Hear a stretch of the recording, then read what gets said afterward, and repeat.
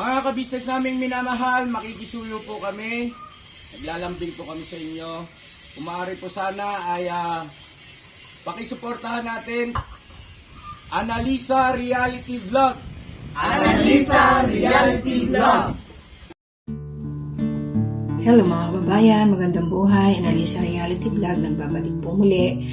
At bago ako magbigay ng aking reaction, is gusto ko po muna magpasalamat sa inyong lahat ng mga nakasuporta po sa amin, na laging nandyan, nakaantabay, at nanonood sa aming mga ina-upload na mga reaction at saka mga videos po dito nila Ka-Business Official, Papa Dins TV, at ganun din po sa Ka-Business Family. At ngayon, ang aking bibigyan ng konting reaction lang, dahil alam kong maraming natuwa sa ginawa ni Papa Dins dito kay Kayla. So ano po ang ginawa ni Papa Dins? So ito lang naman.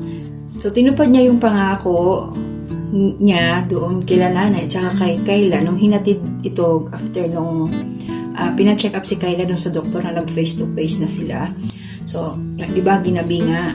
So hinatid nila, then nag-aburido pa si Kayla kasi nga gusto niyang sumama, nagmaldita.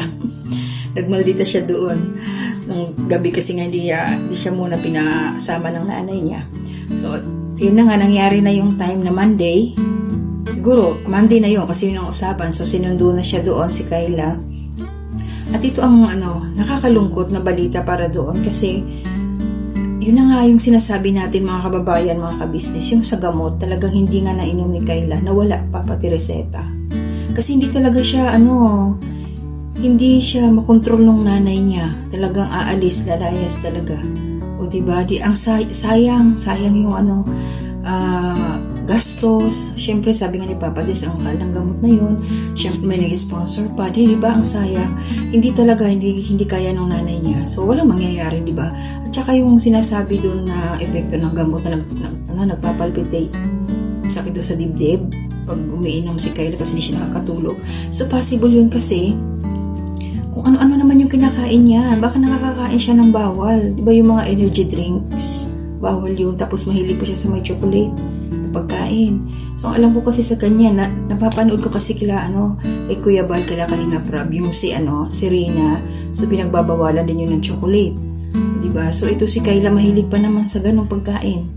So, mas salamat Papa Dins kasi, grabe ang pagtulong mo talagang, hindi lang pagtulong, talagang yung parang devoted ka na devote ka na doon sa kanya, yung pagtulong mo na talagang taos na sa yung puso na kinuha mo nga si Kayla, biruin mo mabuti na lang pumayag si nanay na medyo magtagal-tagal sa inyo, diba? Kasi mahirap nga naman yung may hatid sundo.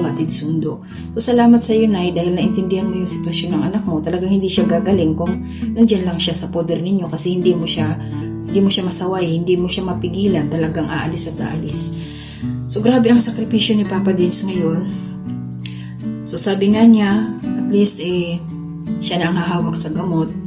So pag aalis siya, nandoon yung sila Junjun at saka si Nika na aalalay kay Kayla. Mas mas matututukan yung pagpapagaling ni Kayla. Mas matututukan talaga siya doon. Hindi masasayang yung oras, yung panahon nila Papa Dins doon sa pagtulong nila na bumalik sa dati si Kayla. Kasi parang naman na siya hindi naman ganun kalala Kasi nasasabayan din naman niya pag may mga tanong. Although mayroon lang talagang time na pag sumagot siya, laging parang lutang na matatawa ka lagi sa sagot niya So, mahirap din intindihin kung ano yung sitwasyon niya. Diba? So, kailangan talaga ng gamot para kung ano talaga yung normal niya, kung sino ba talaga siya sa kanyang, yung tunay, yung hindi siya stress, yung hindi siya ganyan na akala mo nakalutang na hindi mo maintindihan talaga. Naku Kayla, sumunod ka dyan Kayla, Junjun, dyan sa Ka-Business Family, kila Nika na siyang magkagabi sa iyo alalay kasi hindi naman lagi nasa bahay si Papa Dins, may mga nilalakad din yan sila. So, sobrang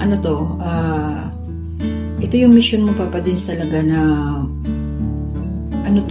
once na naibalik mo si Kayla sa kanyang tunay na pag-iisip, yung totoong pag-iisip, yung normal na pag-iisip 100%, napakalaking achievement mo yun Papa Dins.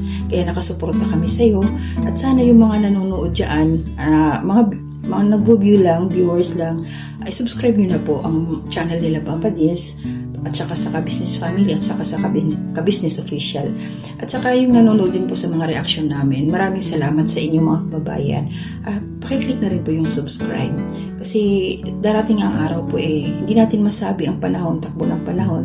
Nasa ganito nakareact-react lang kami. So may time din nalalabas kami sa aming mga dito sa trabaho. So, hindi natin masabi kung anong pwede naming maitulong o magawa sa labas pag kami po ay malaya na. Kasi sa ngayon talaga, walang kalayaan dito sa loob. Kaya salamat sa inyo, Papa Dins, dahil pinayagan nyo kami na mag-react sa inyong mga video at saka sila ka-business official. At ayun, Kayla, pagaling ka, sumunod ka para hindi sila mahirapan sa'yo at ganun din ang sarili mo para maging normal ka na, makapagtrabaho ka na ulit dahil yun naman ang gusto mo. Tsaka bumalik na yung sarili mong tsura. Sabi mo nga dati para kang Diyosa. Maganda ka naman pero yung balat mo kasi naano ka lang sa araw talaga. So, ito hindi lang si Kayla ang tinutulungan nila, Papa Dins. Pero hindi biro yung kinuha na nga nila si Kayla, tutulungan na, pero nandun pa rin yung puso ni Papa Dins na mag-iwan pa rin siya nag-iwan siya ng ng pera, panggastos doon ng nanay niya para din doon sa mga bata na pamangkin ni Kayla. So, pero yung lawak ng pagyakap ni Papa Dins sa pamilya ni Kayla, hindi lang para kay Kayla, para din sa magulang at saka nakakatulong siya doon sa mga bata. So, sa nanay ng mga bata, kabayan, naintindihan ko yung sitwasyon mo, parehas tayo. Mabuti nga ikaw wala ka pang college. Ako 2 na So, makakaraos din tayo, kabayan. So, salamat kasi may ating Panginoon may mga instrumentong ginagamit para kahit papano mayroong makakaalalay sa atin. Kasi hindi ganun kadali ang buhay natin dito sa labas. Nagsisikap lang ng maayos, yung wala tayong naagrabyado. So, ayun po, salamat, Papa Dins. Suportahan po natin sila, mga kababayan, mga ka-business, mga nanonood dyan. Tulungan po natin sila sa kanilang mission dahil ang gagawin po ngayon ni Papa Dins dito kay Kayla ay hindi po biro. Papagamot niya to, yung gastos sa kanya lahat, aalagaan nila kung ano man yung pangangailangan.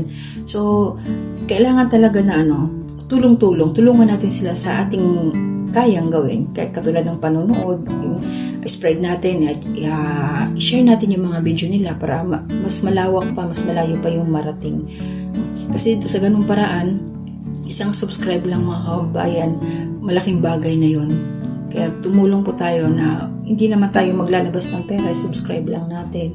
So, bahala ng dyan. Bahala ng Panginoon sa atin kasi ako marami din akong sinosubscribe. Kahit walang balik sa akin, okay lang. Basta galing sa puso ko, nakakatulong ako, magaan sa loob. So ganung paraan lang, kung anong paraan na kaya natin gawin para makatulong sa iba, gawin po natin. So yun lang po, gabayan tayong lahat ni Lord, pagpalain tayo lahat sa ating mga gagawin. Malapit na ang Pasko, taglamig na, so Merry Christmas. Kami naman po dito Paskong laging mag-isa. So yun lang, darating ang araw magsasama-sama din ang pamilya. So maraming salamat po sa gabay ng ating Panginoon, sa araw-araw na kalakasan na binibigay sa atin. So thank you, Lord po. Gabayan po tayong lahat. To God be the glory. Salamat po.